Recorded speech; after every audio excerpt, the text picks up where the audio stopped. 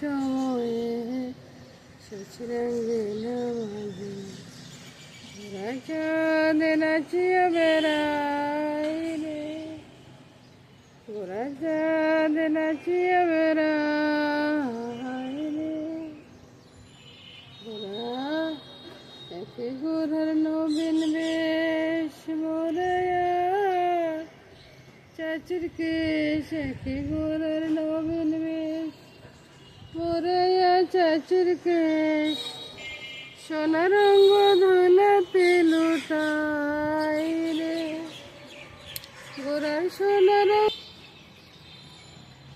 রঙ ধুলাতে লুটাই রে, প্রভাত সময়। কি করতেছ? ওঠো ওঠো ওঠো ওঠো ওঠো ওঠো। আপনাদের মেশো মেশো কি করতেছে? খাবার করবো, বুঝছেন? কি করবো সেটা পরে দেখাচ্ছি, আগে বাটনাটা দেখিয়ে দিচ্ছি। আদা রসুন আর একটু কালো গোলমরিচ নিচ্ছি, এগুলোকে পুরোপুরি বেটে নিয়ে আসি। এবার কি রান্না করতেছি তা দেখাচ্ছি বন্ধুরা। চনার ডাল করবো, চনার ডাল করবো চিকেন দিয়ে। চিকেনের ভিতরে মশলাটা দিয়ে দিলাম। আর ভাই একদিন একরকম করে রান্না করলে রান্নাটার টেস্টটা অন্তর্পক্ষে বাড়ি যায়, বুঝছেন? নুনটা বেশি দিলাম না, কারণ হচ্ছে নুন ডালের ভিতরে একটু দিচ্ছি। হলুদটা দিয়ে দিলাম। আরে বাইরে বাইরে সব কিছু শেষ হয়ে গেছে। এবার কি করি কোন তো, লঙ্কাটা দিয়ে দিলাম। হ্যাঁ, সাথে দিয়ে দিচ্ছি একটু তেল। এটা ম্যারিনেট করে আর রাখার দরকার নেই বন্ধুরা, সকাল সকালে রান্না করে ফেলবো। কারণ হচ্ছে কি, ম্যারিনেট করার মতো সময় আমার কাছে নেই, আবার যাব বাজারে, বুঝছেন? তা আপনারাও ঠিক এভাবে করতে পারেন বন্ধুরা। এই সোনার ডালটার ভিতরে না পেঁয়াজ দিলে একটু অন্যরকম গন্ধ ওঠে, আমার কাছে মনে হয় আর কি। আপনাদের কাছে হয়তো ঠিক লাগতে পারে, আমার কাছে মনে হয়। তো আমি এভাবে করি, আর আপনারাও একদিন এভাবে করে দেখুন, আপনাদের কাছে ভালো লাগবে। পরে একটু তেলটা দিয়ে দিচ্ছি। তেলের ভিতরে আমি ফোড়ন দিব কি, লঙ্কা, তেজপাতা, এলাচি, দারচিনি আর রসুন। তো বলবেন যে রসুন একদম বাটা দিচ্ছেন, আবার কেন এখানে দিচ্ছেন? আর এবার রসুন যত বেশি দিবেন চনার ডাল ততই ভালো হয়, বুঝছেন? আমাদের হাঁটাহাঁটি পেছনে চলে, বুঝছেন? মামুনির সাথে কথা বলতেছি, আর ওই যে রসুন টসুন একটু বাজা হওয়ার পরে চিকেনটা ছেড়ে দিলাম, একটু কষিয়ে নেব। এবার বন্ধুরা ওই সোনাটা, সিদ্ধ করা সোনাটা বেড়ে দেবো। সোনা দিয়েও এটা ভালো করে কষাবো। এটা কিন্তু এখনো জল দেবো না, বুঝছেন? আপনারা ঠিক একইভাবে করবেন, দেখবেন যে সোনার ডালটা সবাই খেয়ে খুব প্রশংসা করবে।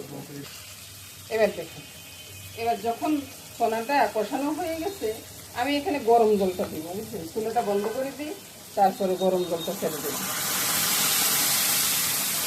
চুলাটা বন্ধ করছি কেন এবার বুঝতেছেন তো? ঠিক আপনারা একইভাবে চিন্তাধারা করিয়ে কাজ করুন, দেখবেন যে কাজে কোনো সময় আর আপনাদের সমস্যা হবে না। আমি সবসময় কথাগুলো বলি, আপনারা হয়তো কেউ শুনেন না। এবার আমি ঢাকা দিয়ে চুলার আঁচটা কমিয়ে আমি বাজার করতে চলে যাব। বাজার করে নিয়ে আসি, তারপরে যাই এগুলো নামিয়ে আপনাদেরকে দেখাবো। সুন্দর কালার এসছে। এবার আমি ঢাকাটা দিয়ে দেবো, চুলার আঁচটা কমানো থাকুক। থেকে একটা কলা পাতা নিয়ে আসছে, বুঝছেন? কলা পাতা দিয়ে মাছ পাতুরি করবো। কি মাছ পাতুরি করবো সেটা এখন বলবো কেন রে ভাই? মাছ পাতুরিটা করার সময় দেখাবো।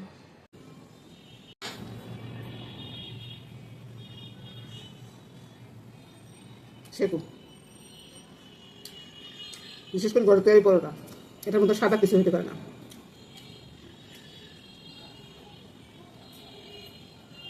ভাই, রুটি ফুটবলের মতো না ফুললে কি ভালো লাগে বলুন তো? এই যে ফুটবলের মতো ফুলে গেছে, বাস। খেতে বসে গেলাম, খাওয়াটা শুরু করি। ভ্যারাইটিস খাওয়া, একটা চিতল পিঠা আছে, একটা পরোটা আছে, রুটি আছে।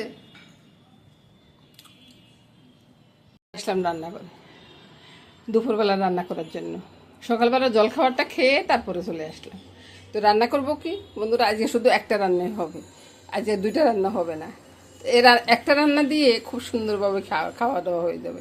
আমি একটা মাছ দেখাবো, আপনারা মাছগুলো চিনেন কিনা তা বলবেন নাকি বন্ধুরা। এই মাছগুলা আপনাদের দেশে কি মাছ নামে ডাকে? আমরা তো বুতুম মাছ বলি বা বুত্তা মাছ বলি, নোয়াখালীর ভাষাতে বুত্তা মাছটাই বলা হয়। তো এটার সাথে আমি এখন স্বাদ অনুযায়ী নুনটা দিয়ে দিচ্ছি। লঙ্কাটা একটু বেশিই লাগবে, কারণ মাছ পাতুরি যখন করব লঙ্কাটা একটু বেশিই লাগবে। তারপরে দিয়ে দেবো হলুদটা। হলুদটা করে বাবা গেলি কই, এর পাশাপাশি দিব না আর। তারপরে তেল, যতটুকু রান্নাতে লাগে মাছ পাতুরা তো কিন্তু নেহাত কম লাগে না, বুঝছেন। প্রথমে পেঁয়াজগুলো একবারে ডলে ডলে কষলে মাখিয়ে মেখে নিচ্ছি। আমাদের নোয়াখালীর মাছ পাতুরিটা হচ্ছে বিখ্যাত, বুঝছেন। নোয়াখালীর মাছ পাতুরি বা কি জানি বলে, কলা বরফ নাকি কি জানি একটা বলে, এটা আমরা বলি না, অন্যেরা বলে আর কি।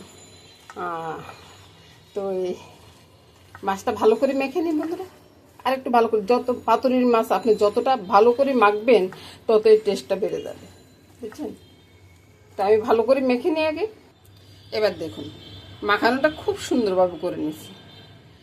আর আমি আবারও বলতেছি, যত ভালো করে মাখাবেন তত ভালো টেস্ট হবে। এবার এদিকে ফিরে যান। কলা পাতাটা ধুয়ে মুছে তারপর তেল মেখে নিয়ে আসি। কড়াইতে বসিয়ে দিছি। কড়াইতে এখন কিন্তু চুলাটা জ্বালেনি। কড়াইতে বসিয়ে তারপরে মাছগুলা ঢেলে দিব। সম্পূর্ণ মাছগুলা একবারে সুন্দর করে দিয়ে দিলাম। হাতটা ধুয়ে নিই। তারপরে আসুন এবার মুড়িয়ে দিই, বুঝতেছেন। মোড়ানোটা যত ভালো হবে পাতুরিটাও তত টেস্ট হবে।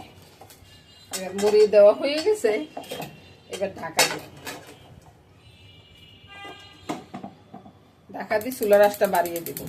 চুলার আঁচটা কিছুক্ষণ বাড়িয়ে দেব, তারপরে কমিয়ে দেব। এক পিঠ হয়ে যাওয়ার পরে উল্টানোর সময় আমি আবার দেখাই দেব। এবার আধা ঘন্টা পরে ফিরে আসছি, বুঝছেন। আধা ঘন্টা পরে এসে আমি পাতুরাটা উল্টে দিব। আমার এখানে দুইটাই লাগবে। একটা চামচ নিলাম, মাথার চামচটা, আর একটা আমি খুন্তি নিলাম। এটা কি? এটা পাতুরা। পাতাটা জল বাইরে গেছে, মনে হয় পাতাটা ইয়ে হয়ে গেছে। তারপরেও ভালোই হবে। হুডাঙ্গি করতে গেলে এরকম অবস্থাই হবে, বুঝছেন। পাতুরাটা মাছ পাতুরার জলটা পাতার থেকে বের হয়ে গেছে। এখন কি করার আছে, এখন এইভাবে শুকিয়ে নিচ্ছি। রাস্তা বাড়িয়ে দিলাম, বাড়িয়ে দিয়ে জলটা শুকিয়ে নিচ্ছি, বুঝছেন। জল শুকিয়ে গেলে আমি তুলে নিব, পাতাটা ফেলে দিব। এবার আমি পাতাটারে সাইড করে তুলে দিচ্ছি, বুঝছেন। আপনারা তো পাতুরাটা দেখতেছেন না, বাইরে অনেক সময় দেখা যায় কি জানেন, অনেক সময় দেখা যায় যে কিছু করতে গেলে একবারে বড় করে করতে হবে। পাতাটা তুলে দিলাম। পাতুরা কিন্তু পাতার গ্রানটা চলে আসছে, আর এটা কোনো একবারে সন্দেহ নেই। এখন আমি পাতাটা তুলে পাতুরাটা নামিয়ে নিই।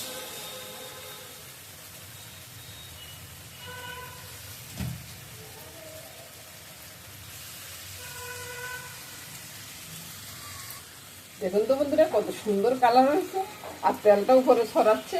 এবার আমি চুলাটা বন্ধ করে দিব। চুলাটা বন্ধ করে দিয়ে এটা নামিয়ে তারপর আপনাদেরকে দেখাচ্ছি।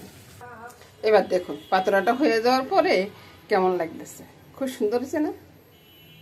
তো এটা দিয়ে যে রান্নাটা শেষ করলাম, খাওয়ার টেবিলে চলে আসলাম বন্ধুরা। এদিকে পাতুরাটা আছে, ডালটা আছে, তারপরে কালকের লতি, আর আজকে সকালবেলা চনার ডালটা রান্না করছি, এক বাটি ডাল রান্না করছি, সব খাওয়া হয়ে গেছে, আর বাকিটুকু আছে। এটা দিয়ে আজকে রান্না বান্নাটা শেষ করলাম বন্ধুরা। নমস্কার বন্ধুরা, সবাই ভালো থাকুন, সুস্থ থাকুন, সুন্দর থাকুন, এই কামনাই করব। নমস্কার।